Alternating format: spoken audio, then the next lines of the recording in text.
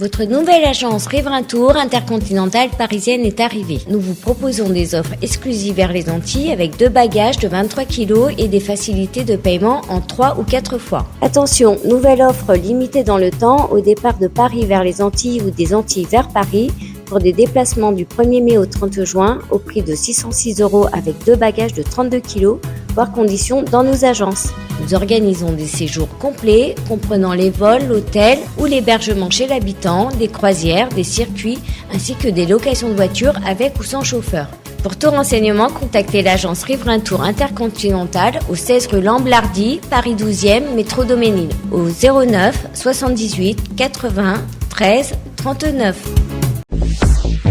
Hexagone, actualité. Adoption en commission de la proposition de loi des députés Olivier Servat et Max Batiazet visant à renforcer la continuité territoriale en Outre-mer. Des députés qui sont préoccupés par la forte augmentation des tarifs des billets d'avion entre l'Outre-mer et l'Hexagone. Nous sommes évidemment à l'Assemblée nationale et Olivier Servat nous donne davantage d'explications sur cette proposition de loi. Eh bien écoutez, nous nous réjouissons.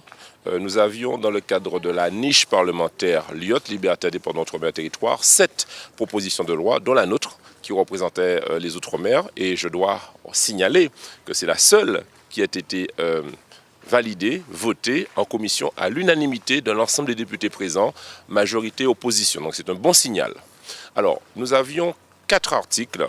Le premier article dit, on a un souci aujourd'hui sur la continuité territoriale entre les Outre-mer et la France hexagonale pour ceux qui veulent travailler et qui veulent se former. Parfois, dans le cadre de la formation continue, vous n'avez pas de formation qui existe en Outre-mer, il faut aller en Hexagone et là, ça coûte de l'argent et donc il fallait renforcer ce dispositif avec notamment l'ADOM, l'Agence pour la mobilité Outre-mer. Ensuite, on a un autre souci concernant les étudiants. Les étudiants doivent aller et venir. Parce qu'ils partent, c'est sûr, mais ils doivent pouvoir revenir aussi sur leur territoire parce que vous avez remarqué qu'en Guadeloupe, Martinique, on se dépeuple et donc on a besoin de faire retourner notre fertilité, notre intelligence chez nous. Et donc il fallait renforcer ce dispositif. Là aussi, ça a été validé. L'article 3 était une exonération sur des, transports de marchandises par Internet. Ça a été supprimé. Nous sommes tombés d'accord avec le gouvernement sur cela et les députés. Et enfin, l'article 4 qui est important. Imaginez-vous, quand vous apprenez que de vos enfants est malade, qu'il n'y a pas de spécialistes en Outre-mer qui doivent prendre l'avion pour l'Hexagone. Eh bien, ça doit se faire rapidement pour ne pas perdre de temps et de perdre des chances pour cette santé. Eh bien, ça oblige le ou les parents à partir, à quitter emploi, à quitter travail, à trouver logement et pendant parfois plusieurs jours, plusieurs semaines, plusieurs mois. Il fallait donc renforcer ce dispositif lié soit à l'accompagnement de l'enfant par le parent et le dispositif d'adulte handicapé pour l'enfant. Donc on a fusionné ces dispositifs et ils vont être cumulables alors qu'ils étaient à l'époque exclusifs l'un de l'autre. Donc ce que je veux dire pour conclure, c'est que c'est une belle satisfaction en commission. Maintenant, en séance, on va devoir transformer l'essai. Nous avons travaillé, je dois le dire, en bonne intelligence avec la majorité et avec le gouvernement sur cette question, dans le cadre d'ailleurs du comité interministériel des Outre-mer qui va se faire courant juin et où la Première ministre a annoncé des éléments souvent d'ordre réglementaire ou par arrêté, ça veut dire que ça ne passe pas par la loi, mais ça passe par des décrets gouvernementaux, dans le cadre de la continuité territoriale, pour augmenter la prise en charge des billets d'avion. Aujourd'hui, 350 € pour la Guadeloupe, qui représente à peine 30% du prix du billet tous les 3 ans. Pas ni assez.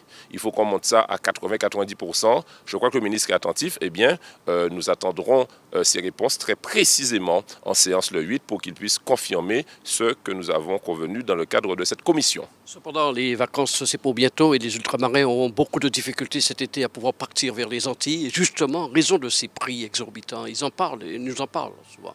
Ah mais bien sûr, mais c'est l'objet même de l'article 1 et 2 de cette proposition de loi qui a été validée, je le rappelle. Et il s'agit d'augmenter l'argent pris en charge sur les billets d'avion. 350 € sur un billet aujourd'hui, en juillet, 1339 € pour Tapis de Paris en classe économique. Pas ni assez, c'est à peine 30%, ça ne va pas du tout. Et je ne vous parle même pas de Mayotte, c'est 2100 € le billet. Donc, en classe économique. Donc, on va augmenter tout ça. Le ministre nous a dit qu'il allait faire des annonces le 8. Nous attendons. Ça va être traduit dans le SIOM en juin. Nous attendons ça. Nous avons travaillé. Chacun doit faire sa part maintenant. Concernant la réforme des retraites, il y a des discussions ici à l'Assemblée en ce moment. En est-on concernant l'abrogation de cette réforme, Olivier Serva? Bon, ben là, il y a un vrai problème démocratique. Il y a un réel problème démocratique. Laissez-moi le temps d'expliquer ça. Ce qui s'est passé hier, ça veut dire que maintenant, aucune proposition de loi, par exemple celle que j'ai produite là, sur la continuité territoriale et qui est passée, ça crée des charges, parce que ça va augmenter les charges de l'État. Eh bien, il n'y a pas indiqué qui a été irrecevable constitutionnellement. D'ailleurs, ça n'est pas la pratique de l'Assemblée nationale depuis la Ve République en 1958. Ça n'est pas la pratique. Eh bien, là, ils ont inventé un système où ils ont décidé que ça crée des charges, donc ce n'est pas possible à être examiné. Et ce qui s'est passé, c'est qu'ils se sont employés à voter en commission en changeant les joueurs, hein, en changeant les républicains qui étaient contre pour mettre ceux qui étaient pour. Enfin, une petite politique de bas niveau, de mesquinerie. C'est ça la majorité par ailleurs. Et donc nous considérons qu'aujourd'hui, ils ont fait en sorte de retirer cet article 1 qui remettait en cause l'âge de la retraite à 64 ans pour nous obliger, ce qu'on va faire, à le redéposer en séance. Alors tenez-vous bien, on l'a étudié en commission, ce même article sur la remise en cause de l'âge de 64 ans à la retraite, il était dans le corps de la PPL, mais quand on va le mettre par amendement, il n'est pas constitutionnel encore. Par article 40, ça crée des charges. C'est petit. Ils veulent une seule chose, ne pas aller au vote le 8 juin sur cette PPL remise en cause de l'âge de la retraite et conférence de financement social. Pourquoi? Parce qu'ils savent qu'ils capèdent. Ils savent qu'ils sont minoritaires. Et donc je regrette cette pratique-là. Ainsi, hier, on a amputé le Parlement, l'Assemblée nationale, représentant du peuple, les députés, de 2 outils fondamentaux. Déposer des propositions de loi parce qu'ils ont déclaré inconstitutionnelles au gré de leurs humeurs. Et 2, ils ont annulé à peu près 1 millier d'amendements ou 2 milliers d'amendements de la NUPES en considérant que ça ne va pas dans le sens de la bonne tenue des débats. Donc ça veut dire qu'on ne peut pas faire amendement, ne peut pas déposer proposition de loi. C'est un déni de démocratie, c'est une dérive autoritaire. Moi je le dis, je l'affirme. Et aujourd'hui, je condamne ces pratiques qui ne vont pas dans le sens de la démocratie, du respect du peuple. Une toute dernière question, Olivier Serva. Les agressions commencent maintenant à toucher les Outre-mer, des élus. Après Jean Bardaille, c'est Blaise Mornal qui a été agressé vendredi dernier. Une réaction? C'est triste. Les élus sont des hommes et des femmes avec des familles. La violence, qu'elle soit envers un élu, envers un homme ou une femme, un enfant, elle est inacceptable. La violence rajoute de la douleur à la douleur. Et j'invite tout le monde à de l'apaisement, à défendre nos valeurs. Des valeurs de partage, d'amour, de respect, notamment des aînés, mais pas que, de l'être humain. Et on ne gagne rien à faire mal à l'autre. Et souvent, quand on le fait, on le regrette très rapidement après. Alors, raison gardée, respiration.